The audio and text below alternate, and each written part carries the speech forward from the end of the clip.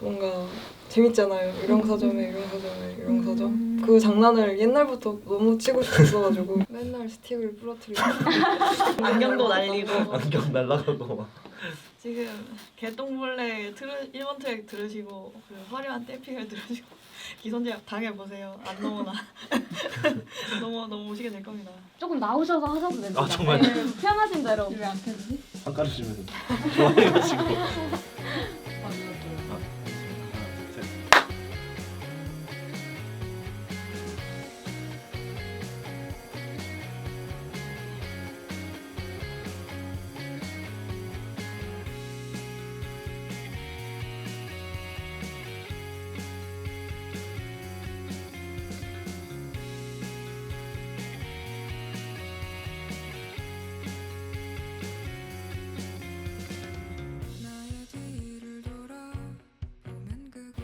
네, 안녕하세요. 만나 뵙게 되어 반갑습니다. 저희 몽타주의 딜레탕트 분들에게 한 분씩 인사 부탁드립니다.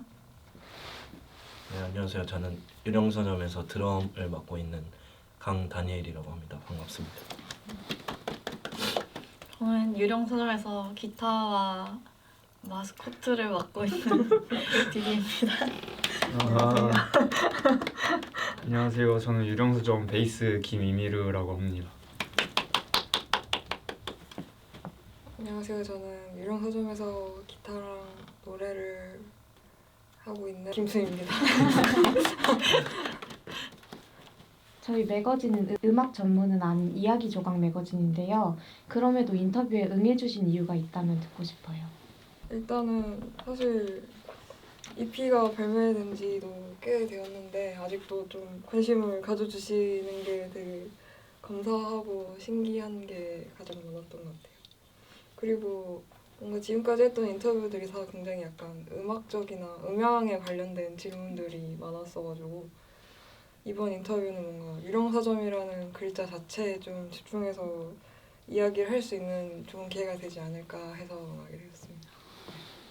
저희도 그 밴드명과 EP 유령서점에서 뚜렷한 서사성을 발견할 수 있었는데요. 먼저 말씀하신 대로 유령서점이라는 이름이 어떻게 지어졌는지 듣고 싶습니다. 먼저 유령서점이라는 그 노래를 먼저 만들게 되었어요.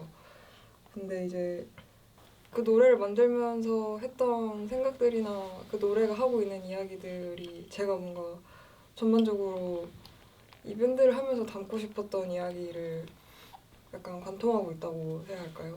그래서 밴드 이름도 유령서점으로 하자라고 했던 것 같아요. 네. 그러면 유령서점이라는 곡을 선정한 이유는 무엇인지, 또 이 곡의 작업 과정은 무엇인지 여쭤볼 수 있을까요? 네. 근데 이름이 똑같아가지고 아, 네. 맞아요. 네, 유령서점에 유령서점 이렇게 된 거고 근데 사실 일부러 약간 장난치듯이 타이틀을 안 한 거기도 해요.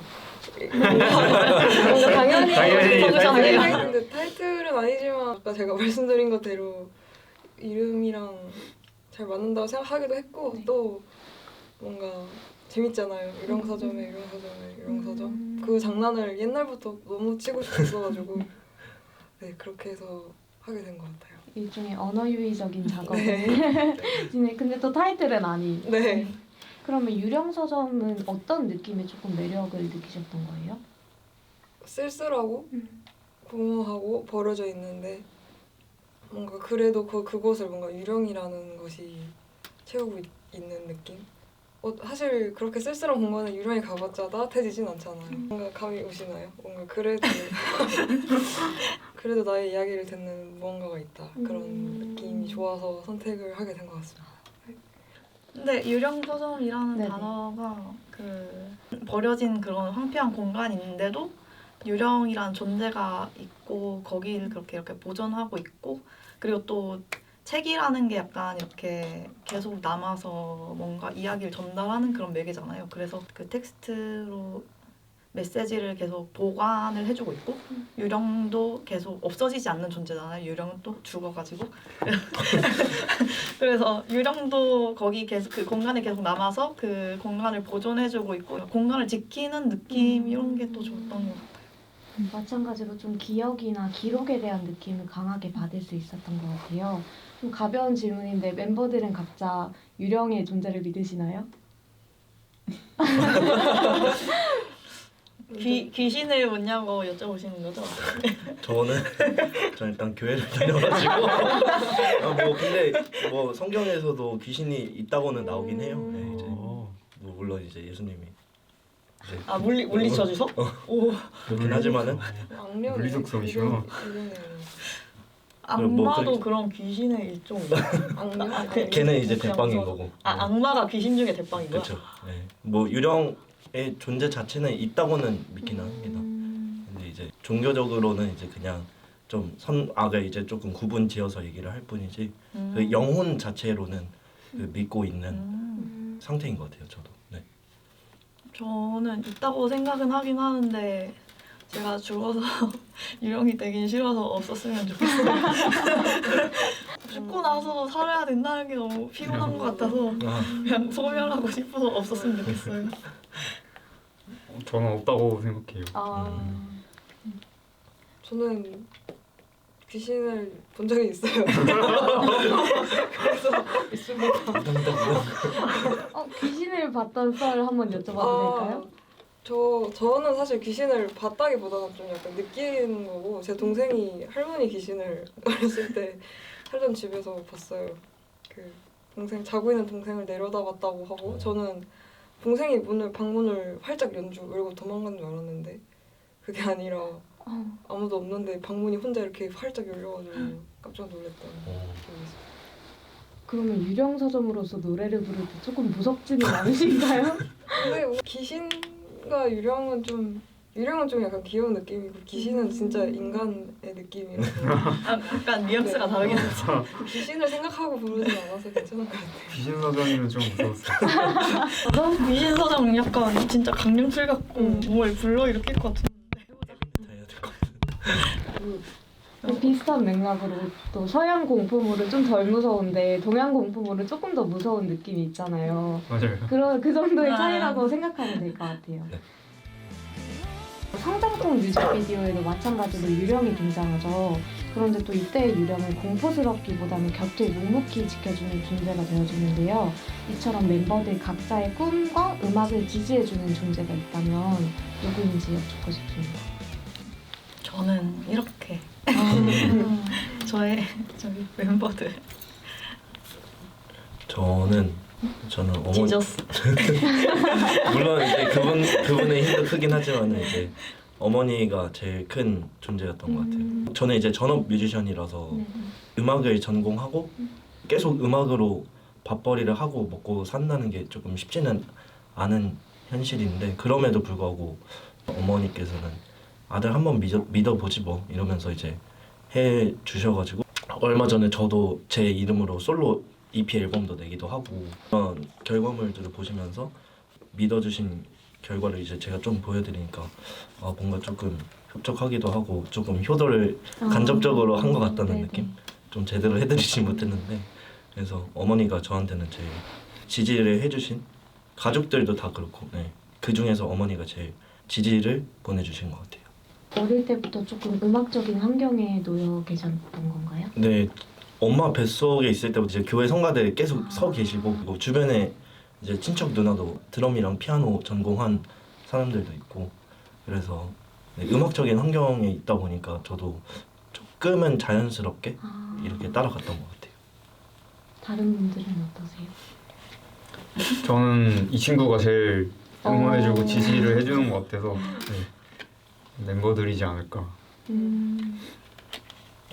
순이는 저도 멤버들이고 사실 미르랑 가장 작업을 계속 같이 하고 작업실에 거의 같이 있다 보니까 제가 징징댈 때가 되게 많거든요. 아 이거 진짜 별론 것 같아. 어떡하지? 이거 버리자. 맨날 막 이러는데 항상 그럴 때마다 아니야 하면서 되게 다독여주고 반대로 이제 미르가 저한테 이거 너무 걱정이 돼 불안해 하면 또 제가 아니야 이거 괜찮아 하면서 뭔가 그런 식으로 저는 미르한테 가장 지지를 많이 받는 것 같고 다니엘이랑 디디도 뭔가 항상 제가 이런 걸 하고 싶다 아니면 어떤 고민이 있다라고 얘기했을 때 항상 좀 다 하라고 그러고. 네, 다 하라고 그러고 되게 호의적으로 뭔가 항상 잘 대해주고 그래서 저도 네, 그 누구보다 멤버들이 가장 제가 계속 음악을 할 수 있는 지지대가 되지 않나 싶습니다.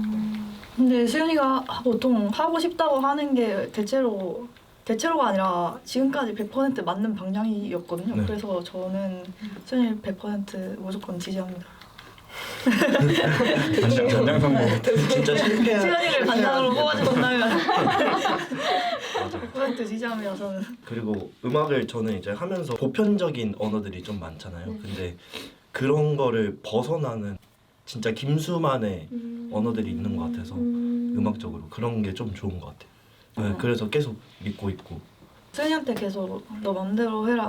우리 지지하겠다 하긴 하는데 수연이도 사실 라이브 같은 거 할 때는 제가 이거 이렇게 해도 돼 하면은 그냥 마음대로 해 이러거든요. 그냥 진짜 그냥 매번 그냥 하고 싶은 대로 해 마음대로 해 하는 이런 것도 어떻게 보면 저를 그냥 믿어주니까 마음대로 하라고 하는 거지 않을까 생각해서 그래서 이렇게 다 믿습니다. 지저스. 정말 지저스가. 수저스. 그러면 반대로 뮤직비디오의 주인공처럼 음악을 포기하고 싶었던 순간이나 그럼에도 불구하고 돌아오게 된 순간도 있으신가요?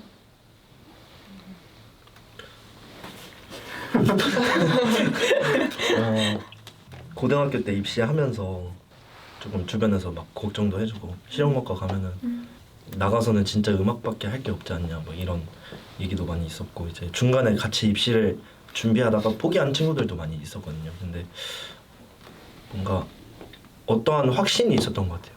결과론적으로는 그거였던 것 같아요. 이제 저는 드럼 전공을 했지만은 이제 드럼으로서 가기보다는 음악을 해야겠다라는 그 다짐을 갖고서 계속 하다 보니까 학교에서도 좋은 인연들을 만나서 드러머로서 편곡을 같이 하면서 곡을 쓰는 법도 알게 되고 그러면서 음악을 다루는 법을 알게 되다 보니까 이제 포기하지 않고 계속 갈 수 있었던 계기가 되지 않았을까 싶습니다. 저는 사실 유령 서점을 하면서 밴드를 처음 해봐서 아직까지 그렇게 너무 재밌거든요. 너무 재밌고 너무 좋아서 포기할 생각이 안 드는 것 같아요. 그냥 계속 하고 싶어요. 할 수 있을 때까지 계속. 저는 뭔가 음악을 그만두려고 시도한 적이 되게 많이 있었는데 취업도 하고 근데 회사를 오래 못 다니겠더라고요. 성격상 자꾸 나오게 되고 회사를 다니면 더 음악이 하고 싶고 그래서 아니 음악 해야겠다 이러고 하고 있습니다. 저는 사실 굉장히 포기하고 싶을 때가 많아요. 뭔가 제가 원하는 만큼의 퀄리티나 제가 원하는 만큼의 뭔가 감정이나 생각들을 곡으로 그대로 뭔가 표현하지 못한다는 생각이 들 때마다 항상 좀 나는 이제 그만해야 되는 건가 싶을 때가 있는데 근데 또 그거랑은 별개 제가 만든 음악을 냈을 때 어떤 결과가 보여야지 좀 계속 하고 싶어지고 그런데 사실은 유령 서점을 하기 전까지는 딱히 뚜렷한 그런 게 없었다 보니까 되게 포기를 하려고 했던 것 같아요. 저도. 근데 이제 유령 서점을 하면서 이제 조금씩 뭔가 결과가 보이기 시작을 하니까 그래도 사람들이 들어줬다는 증거들이 조금씩 제 눈에도 보이니까 그럼에도 불구하고 다시 해야겠다라는 생각이 많이 들었던 것 같아요. 네. 그 뮤직비디오 연출에도 직접 참여하셨었나요? 연출에 참여는 안 했고요. 제가 유령이었어요. 갑자기 공개하는 거야? 짜잔. 저는 그거 진짜 궁금했거든요. 네, 제가 유령이었습니다. 혹시 음악을 듣는 거랑 무대에 오르는 거에 좀 감정 차이가 많이 큰가요? 저는 둘 다 동요가 되는 것 같아요. 요새 유령 서점 하면서 그 무대까지 감정이 같이 연결이 되는 것 같은데 최근에부터 한 이번 1월 달에 공연했을 때부터 뭔가 계속 조금 더 힘있게 치려고 하고 연주를 할 때도 살짝 더 감정에 실려서 연주를 하고 있는 것 같아요. 맨날 스틱을 부러뜨리고 안경도 날리고. 안경 날라가고 막 그래서 조금 더 음악을 연주를 할 때 이전보다 더 살짝 진심으로 연주를 더 할 수 있게 되는 것 같은 요새 연주할 그런 느낌이 더 강하게 들어오는 것 같아요.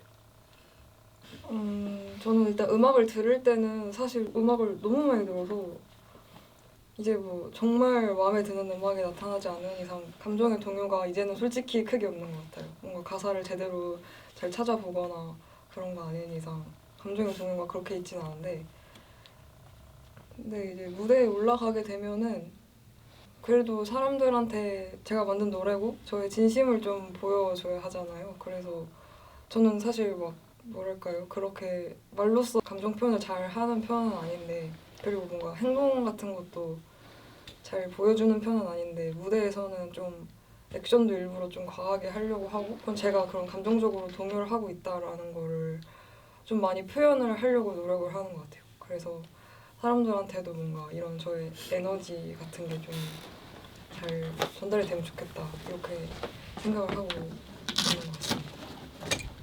데뷔곡 별의 피가 흐르는 아이들이 수님이 어린 시절 작곡한 곡이라고 알고 있어요. 그렇다면 각자 몇 살쯤부터 음악을 시작하셨는지, 음악을 해야겠다고 마음먹은 순간도 기억하고 계신지 궁금합니다.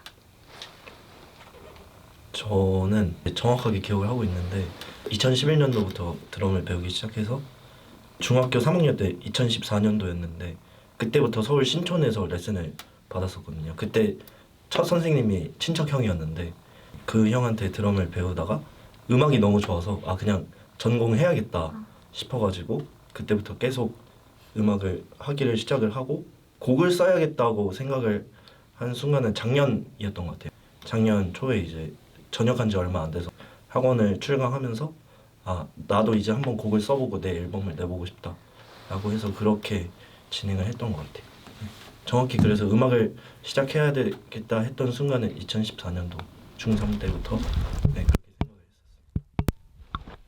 저는 사실 음악을 하고 싶다는 생각은 보통 제가 락을 좋아하니까, 락을 좋아하면은 다들 악기 하나 정도는 하고 싶어 하거든요. 저는 그래서 기타를 시작했고, 그 밴드를 해야겠다라는 생각으로 한 건 아니었는데 어쩌다 보니 이렇게 좋은 기회가 생겨서 그럼 해보겠다 해서 한 거라서 그냥 전 운이 좋았죠, 어떻게 보면. 기타를 친 지는 이제 5년 조금 안 됐고 그렇습니다. 운이 좋았습니다, 저는. 저도 어릴 때부터 음악을 계속 좋아했어가지고 듣는 거보다 사실 저는 만드는 게 더 좋았던 것 같아요. 그러니까 중학교 때는 가사 쓰고 랩하고 이런 걸 하면서 뭔가 재밌다, 뭔가 계속 해볼까 이런 느낌이었는데, 이제 그게 고등학교 올라가서도 계속 하고 있고 대학교 가서도 계속 하고 있으니까 이제 뭔가 하나의 일상처럼 되어버린, 그러면서 계속 음악을 하고 있지 않나 싶습니다. 저도 어렸을 때 초등학생 딱 이 무렵부터 팝을 많이 들었어요. 미국 팝을 많이 들어가지고 그때 이제 저스틴 비버가 되게 한창 막 뜨고 있었을 때였는데, 그때 저스틴 비버가 통기타를 들고 베이비를 부르는 영상을 보고 저도 기타를 너무 치고 싶은 거예요. 그래서 초등학교 3, 4학년쯤에 부모님을 쫄라가지고 통기타를 처음 샀는데 그게 시작이었던 것 같아요. 그 전까지 피아노 학원 다니고 뭐 바이올린도 배우고 했는데 사실 흥미가 전혀 없었거든요. 근데 이제 통기타를 처음 치게 되고 나서부터는 음악에 흥미가 많이 생겨가지고 초등학교 한 4학년 이후로 중학교 올라가고 고등학교 올라가면서 음악을 진짜 안 가리고 엄청 많이 들었던 것 같아요. 엄청 많이 듣게 되고 저도 중학생 때 무렵부터 곡을 만들게 되고 뭔가 그렇게 해서 꾸준히 쭉 하고 있는 것 같아요, 지금까지. 제 생각에 쉬었다고 생각을 했거든요. 음악을 조금 쉬었다고 생각을 했는데 실제로 뭔가 악기 연주를 하지 않거나 노래를 하지 않은 시기가 그렇게 길지 않더라고요, 언제나. 아무튼 그래서 음악을 시작하게 된 이후로 계속 하고 있는 것 같다. 근데 또 그 락이나 밴드 음악이라는 장르 자체가 연주를 직접 하면서 하는 음악이다 보니까 그걸 보면 당연히 이 그 악기에 관심이 생기고 배우게 되고, 그래서 쉬다 보면은 나도 이런 거 하고 싶다는 욕심이 생기게 맞아요. 되고 맞아요. 약간 그런 게 있긴 한 것 같아요. 힙합이나 뭐 재즈는 사실 제가 안 들어서 잘 모르겠지만 락은 분명히 그런 게 있는 것 같아요. 저도 아마 그래서 시작을 한 게 맞고 네, 그렇습니다. 이제 저희 어린 시절 얘기를 계속 했잖아요. 혹시 멤버들 각자 어린 시절 매료되어 있었던 이야기는 무엇일까요?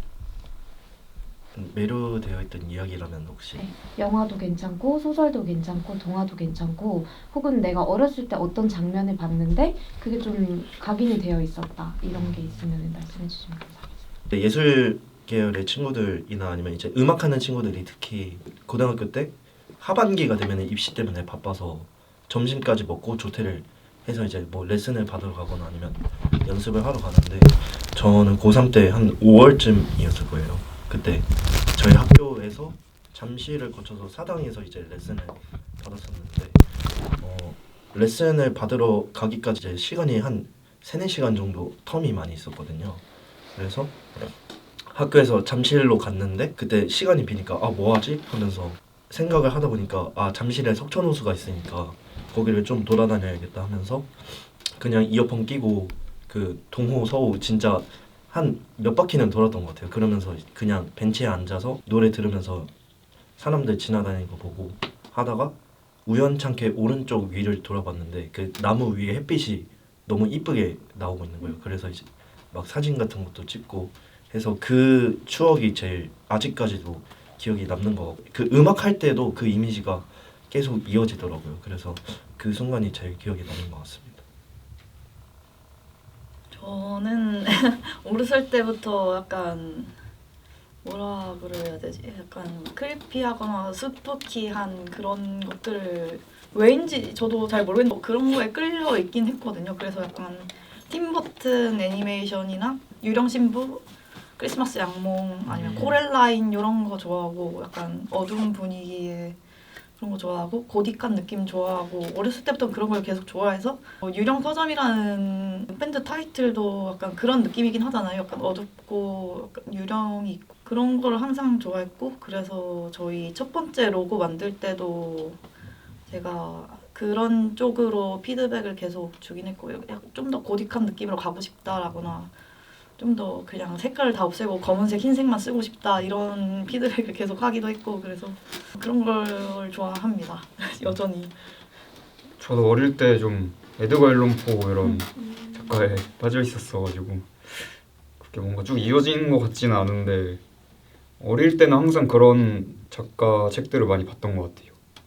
에드거 앨런 포, 기드목 파상 이런 좀 공포문학? 네. 저는 완전 어렸을 때는 이거 정말 너무 뜬금없는 얘기라서 해도 될지 모르겠는데 너무 저는 괜찮습니다. 배 터진 개구리라는 동화 아세요?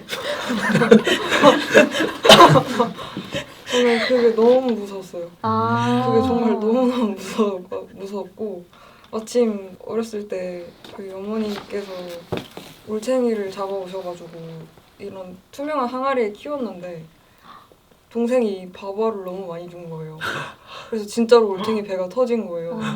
저는 그래서 언젠가 저의 배도 많이 어렸을 때 너무 많이 먹으면 터지지 않나? 터지는 게 아닌가?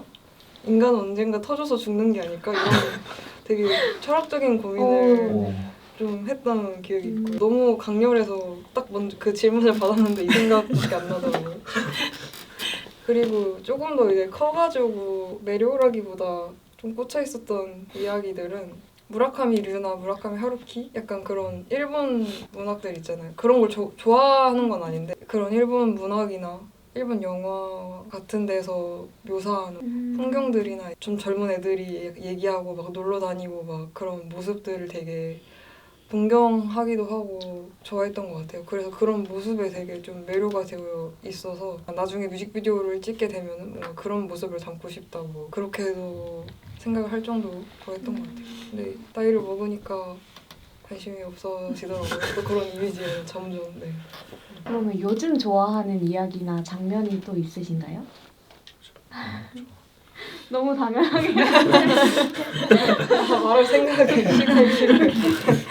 제가 항상 말이 많아가지고 요즘 좋아하는 저는 공연할 때가 제일 좋은 것 같아요. 공연할 때 이제 그 아, 무대에 조명이 있는데 그 조명에 반사돼서 관객들의 표정까지도 다 보이거든요. 근데 그걸 보면서 막 같이 좋아해 주시는 분도 있고 그런 것들도 기억에 남고 뮤지션한테 받은 그런 장면들도 얘기를 해보자면은 저는 사실 유령서점에 함께 하기 전에 원래 재즈 쪽에서 연주를 더 많이 했었는데 제가 제일 좋아하는 윤석철 트리오라고 있어요. 그분들 공연을 20살 때 보러 갔을 때 피아노에만 조명이 들어와 있을 때 그 모습이 제일 기억에 남는 것 같아요. 왜냐면 윤석철 트리오에서 그분이 리더시고 그분의 이야기를 피아노로 먼저 인트로로 딱 깔아줄 때 그 장면이 제일 기억에 남는 것 같습니다. 저는 어렸을 때는 뭐 유령이나 해골, 할로윈, 오컬트 이런 쪽을 좋아했고 지금도 좋아하지만 조금 커서는 제가 20살 때 워킹데드를 본 이후로 괴물 이런 거에 꽂혀가지고 괴물 좋아합니다. 크리처 영화 좋아하고 괴물 나오는 거 무조건 좋아해요. 저는 요새 나루토에 빠져가지고 나루토 보셨나요? 저 요즘 보고 있어요. 나루토에서 가이라는 캐릭터에 좀 빠져가지고 최근에 가이 피규어도 사오고 가이 피규어를 왜 사냐고 하는 거예요. 빠져있으면 살 수 있지. 그치? 아무도 안 산다고. 음악적으로는 다 수용해 주시지만 어떤 캐릭터인가요? 약간 가진 게 아무것도 없고 재능도 없고 그 인맥이나 이런 것도 없는데 자기가 노력해가지고 뭔가를 이뤄내는 근데 그 이뤄내는 것도 딱 하나밖에 없는 그런 캐릭터라서 뭔가 계속 정이 가고 멋있더라고요. 그래서 나루토를 재밌게 보고 있습니다. 각자 좋아하시는 캐릭터를 한 분씩 소개해 주실 수 있으실까요? 저는 호카이?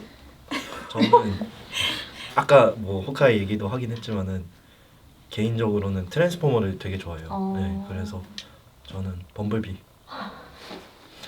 우리들의 친구 네, 범블비를 좋아합니다. 저는 그 어드벤처 타임에 나오는 어드벤처 타임 아세요? 그럼 거기 나오는 마셸린 진짜 좋아해요. 베이스 치는 뱀파이어거든요. 멋있습니다. 노래도 잘하고. 저는 나루토 가이 하겠습니다. 저는 카피바라상 아세요? 카피바라? 카피바라, 카피바라, 같이 카피바라. 생긴 건데 카피바라상이라는 카피바라 캐릭터를 좋아해요. 그러면 앨범의 전체적인 스토리텔링과 곡 순서를 정하는 과정에서는 멤버들끼리 어떤 얘기가 오가셨어요?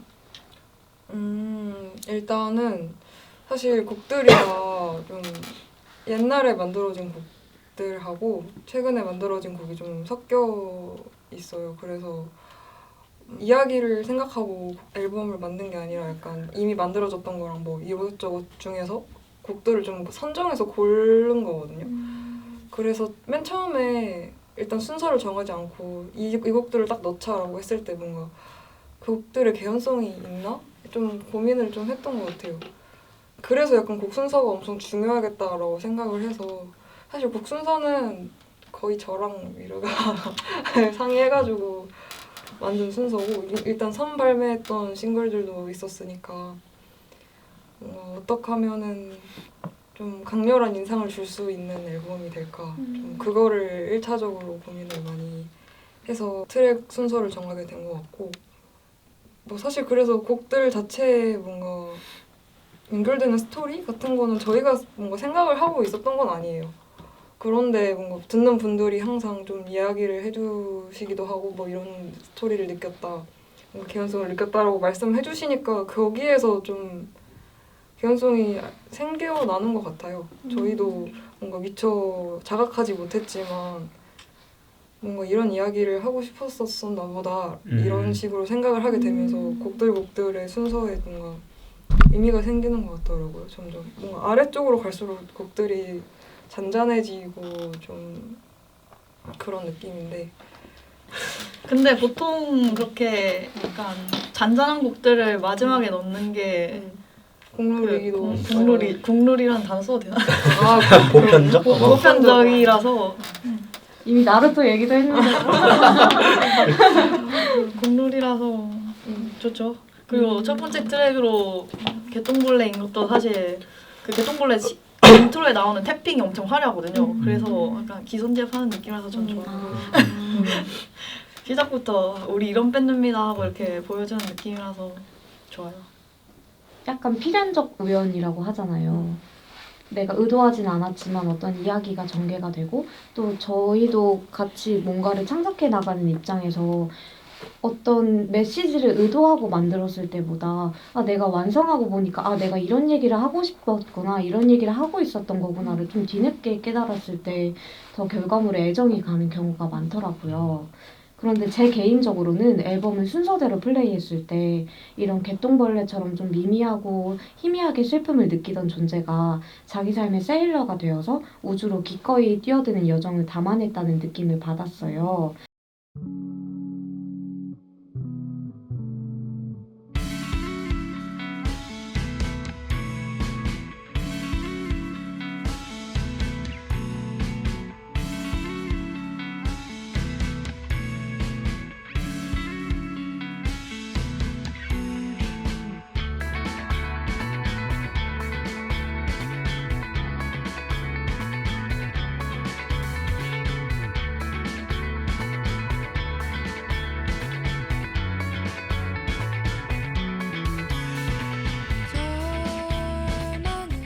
개인적으로 청자로서는 유령서점의 노래들은 가사도 그렇고 사운드도 그렇고 좀 잊혀지거나 오래된 이야기를 다시 한번 돌아보려는 것처럼 느껴졌어요. 이러한 찬찬하고 희끗한 느낌은 의도하신 것인지 그리고 유령서점이 가사와 사운드로 표현하고자 하는 느낌이 무엇인지 궁금합니다. 이번 EP도 유난히 좀 잊혀지고 희미한 느낌이 담긴 것 같아요. 근데 그 이유는 아무래도 대부분의 곡들이 좀 예전에 작업하고 예전에 쓴 곡들인데 이제 그거를 다시 작업을 하다 보니까 뭔가 그때 곡을 썼던 때의 기억이 떠올라서 좀 아련하게 표현이 된 게 아닐까 싶습니다. 너무 처음부터 흑백같이 엄청 강렬한 메시지를 전달하는 거는 뭔가 제가 원하지를 않았어요. 저의 의견을 뚜렷하게 보여주거나 그러려고 하지 않았고 회색의 느낌으로 좀 애매하고 무덤덤한 느낌을 주려고 했던 것 같아요. 의도를 한 건 아닌데 뭔가 다 만들고 보니까 그렇게 보이기도 하고 그렇게 보였으면 좋겠기도 하고 해서 네, 그랬던 것 같습니다. 네. 또 말씀을 듣고 나니까 뭔가 유령서점의 노래들은 정말로 그 버려져서 텅 비어있는 서점에서 부유하는 뭔지 하나하나로 조금 들어가 보는 느낌을 받았던 것 같아요. 그래서 너무 잘 표현된 것 같다는 말씀을 또한 드리고 싶고요. 혹시 다른 분들도 말씀하시고 싶은 바가 있으실까요? 각자의 연주를 통해서 조금 표현하고 싶은 주된 느낌이 어떤 것인지? 일단은 개똥벌레로 예를 좀 들어보자면은 그 가사 중에서 지금 당장 어딘가 달리고 싶어 맞죠? 네. 그런 가사들이 나오는데 그 가사를 연주하기 전에 그 중간에 간주 부분에서 더블 타임이라고 박자가 2배가 되는 그런 연주를 하는데 그때 아까 말씀드렸다시피 저도 자유롭게 달리고 싶다라는 그런 마음을 담아서 실제로 공연할 때 연주할 때도 진짜 감정이 격해지는 그런 연주를 담아내거든요. 그래서 뭔가 그런 거를 연주로서 조금 표현하려고 하는 것 같고 특히 별의 피가 흐르는 아이들 할 때는 심벌의 소리가 미세하게 들어보면은 되게 부서지는 듯한 소리가 많이 있거든요. 그래서 그런 소리들을 조금 더 연출을 하고 싶어서 심벌로 조금 더 사운드를 채워주고자 하는 그런 의도도 연주할 때 조금 많이 담겨 있습니다. 저는 아까 전에도 얘기하셨던 것처럼 미르가 썼던 글처럼 수라는 서점에 들어가서 책을 보는 그런 느낌이라고 미르도 얘기했고 얘기하셨잖아요. 그래서 저도 연주할 때는 수연이가 하고자 했던 바를 정확히 좀 더 잘 전달하고 싶다는 생각으로 연주를 하고 있는 것 같아요. 저는 앨범의 곡들을 다 제가 믹스하고 사운드 작업을 하는데 좀 곡이나 앨범이 흐릿한 이미지고 뭔가 명확하지 않은 느낌이 있더라도 사운드적으로는 조금 의도가 있었으면 좋겠어서 그런 것들을 좀 고민하면서 작업을 하는 것 같고 그래서 개똥벌레 같은 경우에 처음에 아까 얘기했던 그 뭐라고 했지 너? 기선제압? 그 기선제압하는 부분이 좀 개똥벌레들이 이렇게 춤을 추는 느낌처럼 표현이 됐으면 좋겠어서 그런 식으로 좀 믹스를 했던 것 같고 또 그게 사람들한테 잘 전달이 되는 것 같아서 앞으로도 계속 뭔가 믹스나 사운드적인 부분들은 곡에 어울리는 뭔가 어떤 의도를 가지고 작업을 할 것 같아요. 사실 제가 제일 좋아하는 곡은 봄노래이거든요. 봄노래는 절제된 가사에 비해서 좀 화려한 연주가 돋보이잖아요. 이를 통해서 특별하게 표현하고자 했던 바가 혹시 있으신가요? 뭔가 담담한 보컬에 좀 되게 화려한 연주를 하고 싶었어요. 원래 지금의 봄노래보다 더 화려하고 좀 더 복잡하게 만들고 싶었는데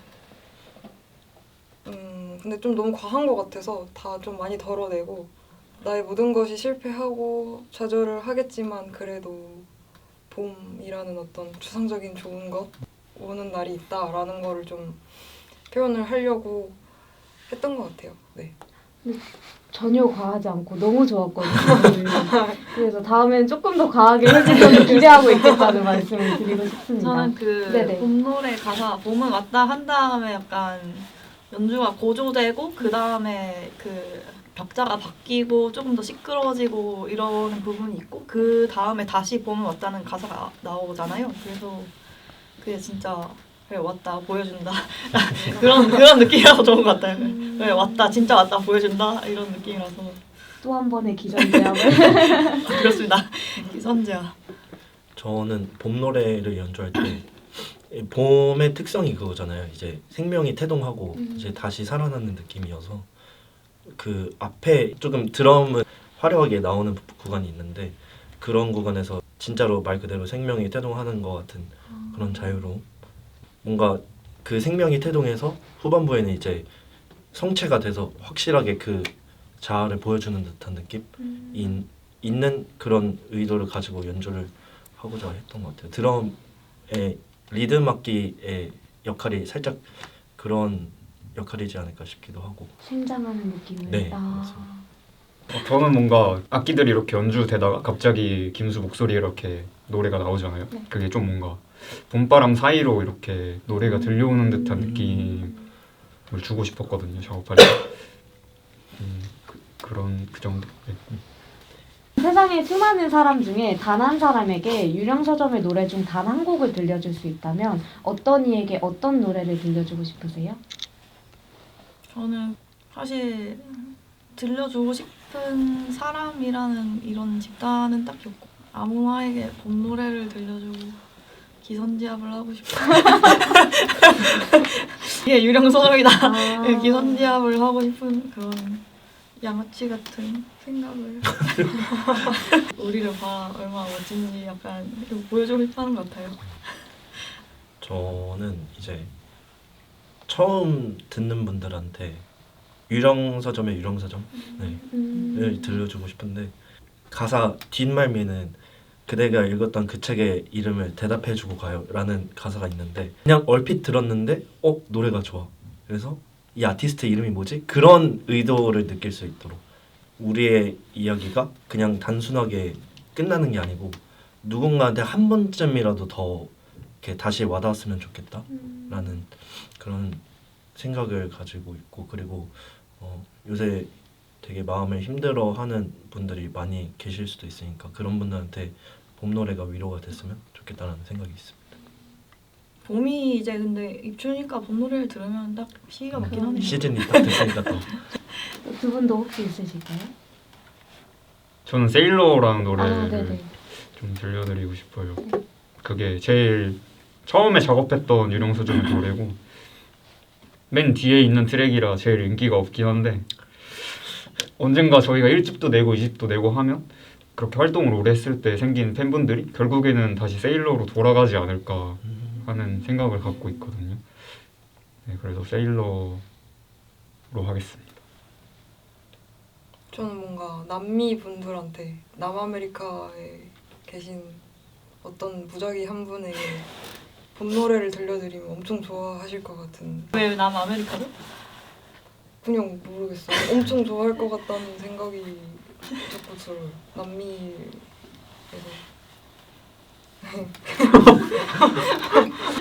저는 그 왜 얘기 했었어요. 수라는 노래 멕시코 사람들에게 들려주고 싶어요. 아. 그쵸? 저도 아. 나도 그래서 그래서 술을 멕시코. 얘기할 줄 알았는데 갑자기 무작위 사람에게 봄 노래 들려줘. 아 수가 아니라 하는 생각을 방금 했어요. 그럼 마지막으로 유령 서점의 입덕을 앞두고 약간 망설이고 계신 분들에게 기선제압 한마디 부탁드립니다. 안녕하세요. 지금 개똥벌레 1번 트랙 들으시고 그 화려한 댐핑을 들으시고 기선제압 당해보세요. 안 넘어나. 넘어오시게 될 겁니다. 그죠? 그치? 이걸로 다 할 수 있어. 그냥 노래 들으세요. 어떻게 안 좋아 이걸. 맞아요, 맞아요. 어떻게 안 좋아해. 이미 기선제압이야 그게. 1번 트랙부터. 그러면 저희 인터뷰 여기서 마치도록 하겠습니다. 감사합니다. 감사합니다.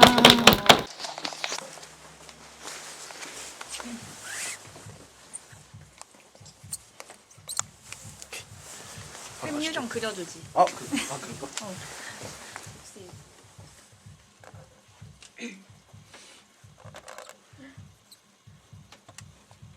죄송합니다. 제가 수전증이 있어요. 귀여워. 다니엘이 햄스터 파우더 클럽이고 요령 서점이라서 네. 햄스터 아,